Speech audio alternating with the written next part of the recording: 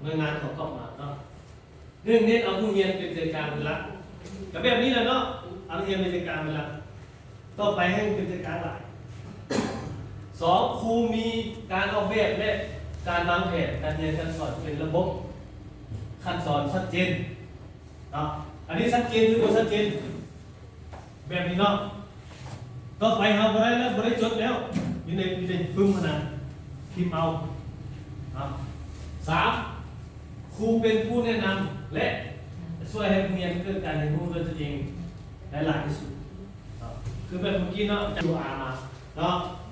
แล้วเรียกบ้านเด้อให้โหลด QR สำหรับผู้ที่ถ่ายรูปโมเห็นนั้นสแกนถ่ายสแกนกินไว้เนาะโอเคบุคคลเน้นเอาวิดีโอวิธีที่สอนใดหนึ่งเป็นหลักมีการหัดเปลี่ยนวิธีที่สอนครับ